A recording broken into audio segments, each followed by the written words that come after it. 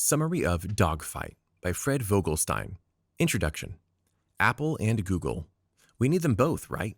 Can you imagine life without your favorite search engine or your favorite iPhone? It would feel like an impossible choice. These tech giants and their innovations practically rule our everyday lives. We think of them as being almost synonymous. But in fact, these very different companies and former allies are actually in an intense battle for control of the digital realm. Over the course of this summary, we'll learn more about the intense dogfight that ensued, what started it, and what future entrepreneurs can learn from Apple and Google's bitter rivalry. Chapter 1. How the iPod led to the iPhone. Who remembers the iPod Shuffle? In the early 2000s, Apple's iPods dazzled the tech aisles of America's big box stores, wooing us all with their sleekness, portability, and the promise of taking your music anywhere. When I was a kid, I had the sparkly pink edition, and like everyone else who was new to the iPod scene, I thought I was so cool. You could use your iPod to chat to your friends or share anything. Its only purpose was playing music, but we loved it. But that wasn't quite true for many of Apple's executives, however. Although Steve Jobs preferred to focus on the development of the iPod and its inseparable companion, iTunes, many of his designers felt that Apple's resources should be poured into the creation of a phone. If Apple got into the phone development market, they argued, they could expand their empire and corner the market on digital communications in the same way they had taken over the computer world with the Mac. But Steve Jobs disagreed. Because the manufacturing rules of the time were tilted in favor of big service providers like Verizon and AT&T, Jobs knew that any new phone he developed would be heavily influenced by the input of major carriers, and that simply wasn't Apple's thing. Apple prided itself on being new, bold, innovative, and above all, independent. If Apple had to start bowing to the whims of big phone carriers, Jobs was concerned that the brand would lose both its originality and its integrity. So for years, Jobs rejected the idea of developing an iPhone and instead devoted Apple's resources to the development of iTunes and iPods. This was very on-brand for Apple, because only iTunes had the software required to run iPods, so both devices naturally fed into each other, stimulating an influx of product growth and revenue. And this appeared to be the perfect setup until 2004. As phone manufacturers and Apple's competitors began to develop music apps that users could install onto their phones, Apple's perfect exclusive system was under threat. With the encroaching advances of new technology, it became readily apparent that iPods would be obsolete if users could merge their phones and their iPods into one singular streamlined device. And that's when Steve Jobs suddenly decided that developing a phone might not be such a bad idea after all. Chapter 2. The Early Evolution of the iPhone. If Apple was going to develop a phone, then Steve Jobs felt that it needed to be the best and most original phone on the market. So he dedicated a significant amount of time, money, and resources to developing features that would distinguish his phone from any other product available. And when the phone service provider Singular was being bought out by AT&T, they reached out to Apple to let them know that they would surrender all product development rights if Apple wanted to partner with them to create a phone. This, of course, provided the perfect loophole for Apple to get into the phone development game. Because of Singular's merger with AT&T, Apple could get in on one of the biggest mega carriers on the market and retain full control over the development process. It was a dream come true. So Apple spent the next 2 years designing the perfect prototype for what we now know as the iPhone. But because of the highly competitive nature of his project, Jobs became a little paranoid. He was obsessed with maintaining exclusive development rights and ensuring that no one ever beat him to the punch. To that end, he cracked down hard on security at Apple. While the new prototype was being developed, he literally divided certain buildings of the Apple campus in half by designating them as limited access areas. Only employees with the appropriate security clearance could enter, and that security clearance was limited to only those employees who were directly working on iPhone development. But the security protocols were even tighter for the employees on that team. Desperate to keep his new project under wraps, Jobs insisted that all employees sign a non-disclosure agreement, and then, for an extra security measure, requiring them to sign another document confirming that they had signed the NDA and agreed to be doubly bound by its clauses. Consequences for violating the NDA were severe, and Jobs' security measures quickly became even more divisive. For example, even though there were multiple teams working on a variety of different processes for the prototype, their communication was extremely limited. Because both teams were bound by the restrictive NDA, they couldn't share information with each other, even when that information would be vital to product development. To say that the atmosphere at Apple was tense would be a gigantic understatement. Chapter 3: Google's Sneaky Smartphone Sabotage. Now that we've laid the groundwork for the context of Apple and Google's feud, it's time to dig into the good stuff, the hot goss, so to speak. Because during the iPhone's secret development in 2007, Apple and Google were on great terms. After all, why shouldn't they be? At the moment, they could hardly be considered competitors. Apple didn't have a search engine, and it wasn't interested in developing one. Steve Jobs was more than content to concentrate on the development of innovative tech devices and to leave the search engine market to Google. In fact, relations between the two companies were so amicable that many of Google's executives, including Google's CEO Eric Schmidt, were board members at Apple and vice versa. So, what changed? Well, as you might have guessed from the title of this chapter, while Apple was hard at work developing the iPhone, Google was developing a device of its own, what we know today as the popular Android. But to make matters worse, this project directly undermined Steve Jobs' intensive security measures.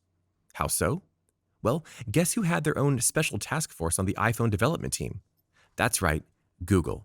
Steve Jobs had done everything he could to prevent his secrets from getting out to his competitors. But he never guessed that by partnering with Google, he had literally invited his competitors right into his secret space. You see, Jobs had hoped to partner with Google on the iPhone by incorporating a number of Google features, like YouTube, Google Maps, and the Gmail app, into the phone's software.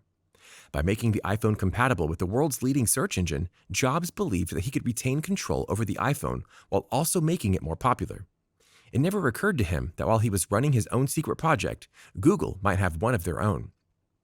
Development on the Android began in 2005, and Google was every bit as tight on security as Apple. The first Android was released shortly after the first iPhone in 2007. But because it was an overwhelmingly inferior device and lacked the features that set the iPhone apart, it was an instant failure. By contrast, the iPhone amassed a record 270,000 sales in its first 2 days on the market. And over the course of the next 6 months, Apple sold another 4 million iPhones. So, was Steve Jobs worried about Google's Android flop? Not in the slightest. Chapter 4: Google Ups Their Game. Unfortunately, however, that wasn't all Google had up their sleeve. The failed Sooner Android had been written off as an experiment. They wanted to try something, and it flopped.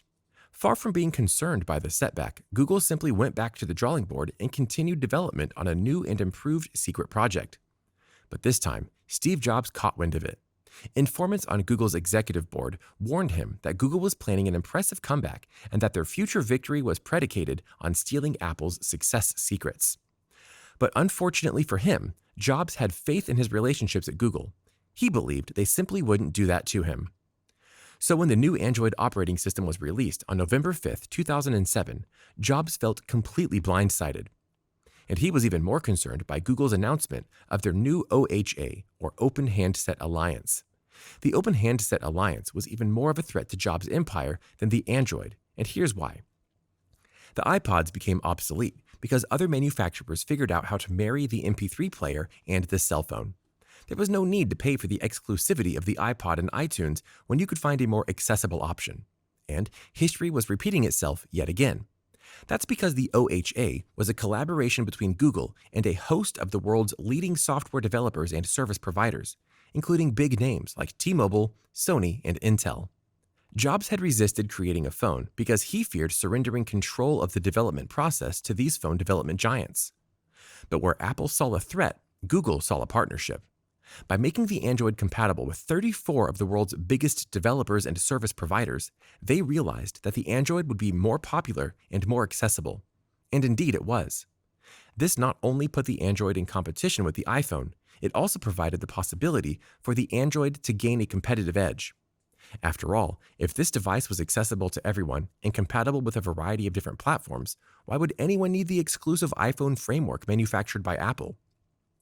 Steve Jobs was initially outraged by the competition, but he grew even more angry when Google unveiled the Android's new iPhone-like features.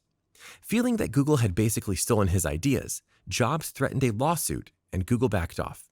Temporarily. Chapter 5. The Dogfight. For about a year, it looked as though the drama might be over.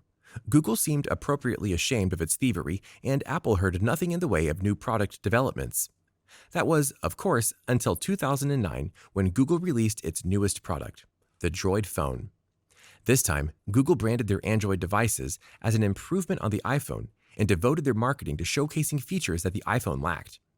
Steve Jobs was furious about this too, but there was nothing he could do about it. Building a better mousetrap marked Google as a competitor, but not necessarily a thief. But all that changed in 2010 when Google sneakily produced an Android update. This update brought something called multi-touch navigation to the Android, and that was something Apple had patented. To contextualize multi-touch navigation in layman's terms, this simply means that a touchscreen device can recognize more than 1 or 2 points of contact with the touchscreen. For example, if you're trying to zoom in on an image of your iPhone and you use 2 fingers to maneuver the screen, that's multi-touch navigation. And in that respect, Google had blatantly stolen Apple's idea. Finally equipped with ammunition to fight back, Apple attacked by filing patent lawsuits against everyone who manufactured and produced the Android.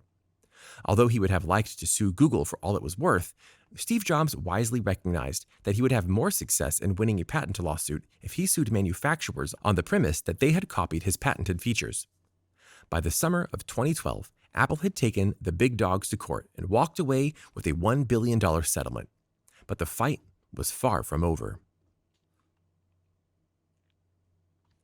Chapter 6. The Aftermath.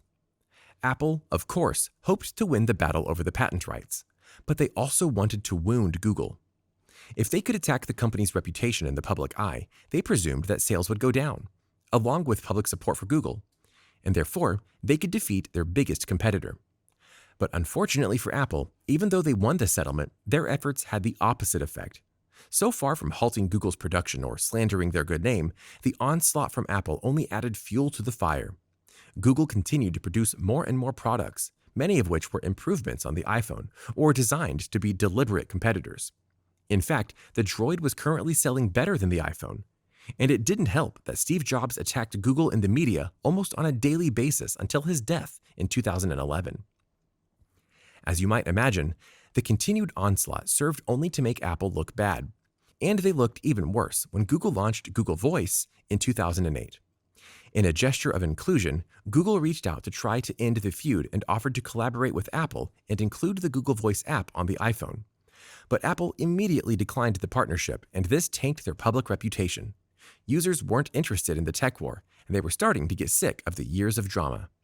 This meant that they weren't particularly invested in siding with either Apple or Google.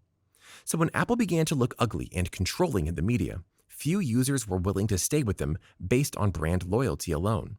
Sales went down, along with public support for Apple, and it became clear that there were no real winners in this dogfight. Final summary.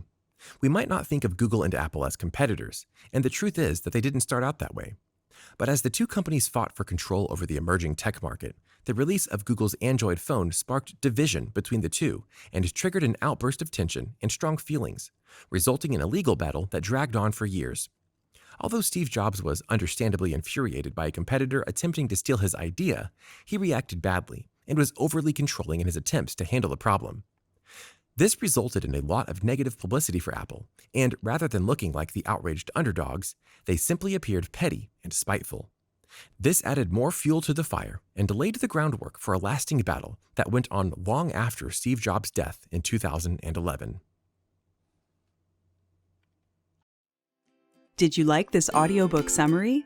Click the like button now to support our channel and click subscribe if you want to get notified each time we post a new free audiobook summary on YouTube.